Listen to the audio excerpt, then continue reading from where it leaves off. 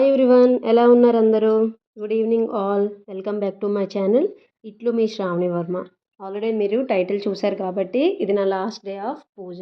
9 weeks సక్సెస్ఫుల్గా complete అయిపోయి నా 8th వీక్లో నేను ఛానల్ అనేది స్టార్ట్ చేశాను. నాకు సాయిబాబా అంటే సెంటిమెంట్ కాబట్టి నేను ఏది చేసినా మ్యాక్సిమం లక్షవారాలే. నేను మా ఇంట్లో ఏది చేసుకున్నా సరే లక్షవారాలే మ్యాక్సిమం మేము చేసుకుంటాం. ఏదైనా వస్తువు కొనాలనుకున్నా, ఎక్కడికైనా ఏదైనా మంచిది చేద్దాం 4 years నుంచి నేను ఈ పూజ అనేది స్టార్ట్ చేసుకుంటున్నాను. 7 వీక్స్, 9 వీక్స్ ఆర్ 11 వీక్స్ నేను మ్యాక్సిమం 7 కానీ 9 కానీ చేసుకుంటాను. పూజ మీరు చాలా సింపుల్గా చేసుకోవచ్చు. ఎవరైనా చేసుకునే వాళ్ళు మీకు యూజ్ అవుతుందేమో నేను ఈ వీడియో అనేది షేర్ చేస్తున్నాను. నన్ను చూసి మా ఫ్రెండ్స్ చాలామంది ఈ పూజ అనేది స్టార్ట్ చేశారు. I'm so happy for that.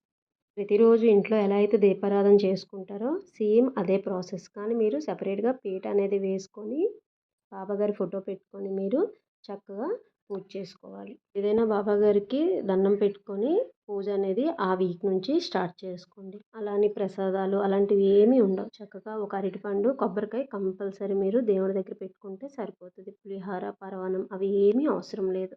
నేనైతే ఆ రోజు మొత్తం లక్షవారం ఏమీ తినను. నేను మ్యాక్సిమం లక్షవారాలు ఎప్పుడు ఉపవాసం అనేది ఉంటాను. పూజ చేసినప్పుడు నాన్ వెజ్ తినకూడదు. నైట్ అంతా మార్నింగ్ నుంచి నైట్ వరకు మీరు ఉపవాసం ఉండి నైట్ పూజ చేసుకొని అప్పుడు ఏదైనా టిఫిన్ అనేది తినాలి. చాలామంది ఉపవాసం చేయకుండా పూజ అనేది చేసుకుంటారు. అలా కూడా చేసుకోవచ్చు. నాకైతే ఇలా అలవాటు కాబట్టి నేను ఉపవాసం అనేది చేసుకొని పూజ అనేది కంప్లీట్ చేసుకుంటాను. మీరు ఎన్ని వీక్స్ అయితే మొక్కున్నారో అన్ని వీక్స్ చేసుకోండి. లాస్ట్ వీక్ మాత్రం మీరు ఏం చేస్తారంటే ఒక 3 రకాల పళ్ళైనా 5 రకాల పళ్ళైనా దేవుడి దగ్గర పెట్టుకొని దండం పెట్టుకోవాలి. మీరు చక్కగా దీపారాధన అది చేసుకున్నాక మీరు మీ మొబైల్లో కానీ మీ టీవీలో కానీ 108 సాయిబాబా నామాలు, 108 మంత్రాలు అనేవి మీకు యూట్యూబ్లో కానీ సెల్ ఆన్ చేసినా సరే మీకు వస్తాయి. నేనైతే చక్కగా టీవీలో పెట్టుకొని ప్రశాంతంగా ఆ వచ్చినంతసేపు మనం అక్షింతలతో కానీ కుంకుమతో కానీ మనం పూజ చేసుకోవాలి. ఆ మంత్రాలన్నీ అయినంత వరకు మీరు అక్షింతలు, కుంకుమ కంపల్సరీ ఆ రెండిటితో మీరు పూజ అనేది కంప్లీట్ చేసుకోవాలి. మీ దగ్గర పువ్వులు ఉంటే పువ్వులతో కూడా చక్కగా మీరు పూజ అనేది చేసుకోవచ్చు.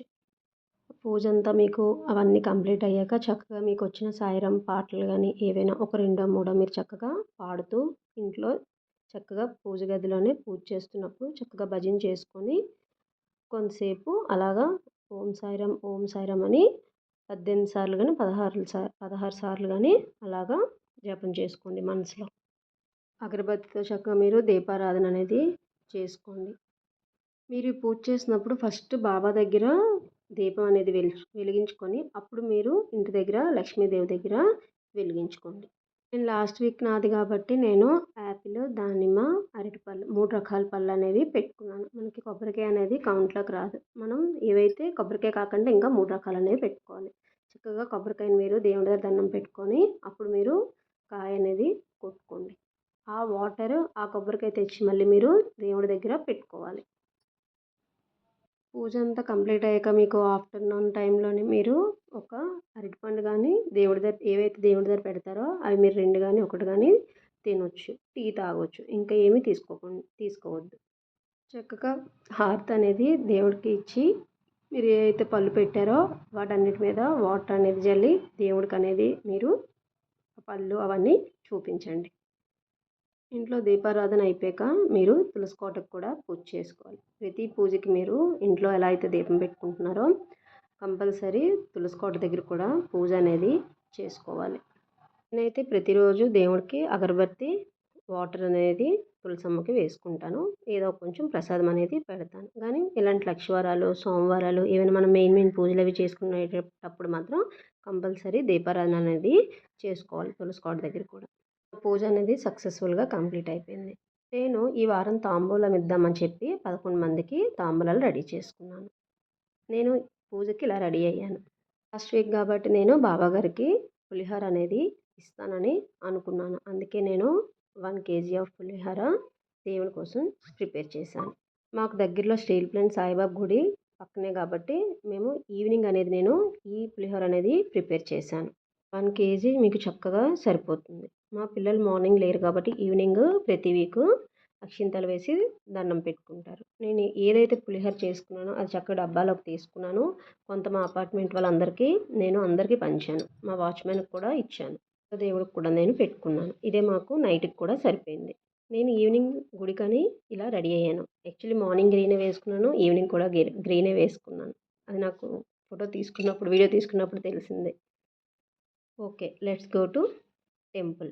మాకు ఒక 1½ కిలోమీటర్ దగ్గరలో మాకు టెంపుల్ అనేది ఉంటుంది. మేము చక్కగా బండి మీద వెళ్ళిపోయాం. వాకబుల్ డిస్టెన్స్ అయితే కాదు. అటు సైడ్ మనకి సెపరేట్‌గా ఆటోస్ అనేవి ఏమి ఉండవు. మనం వెళ్తే బైక్ మీద వెళ్ళాలి. లేట్ అయిపోయింది అనుకున్నాం గానీ, చక్కగా మనకి అక్కడ గుడిలో పల్లకి సేవ అనేది అప్పుడే స్టార్ట్ అయింది. మేమందరం మా ఫ్యామిలీ అందరూ పార్టిసిపేట్ చేశాము.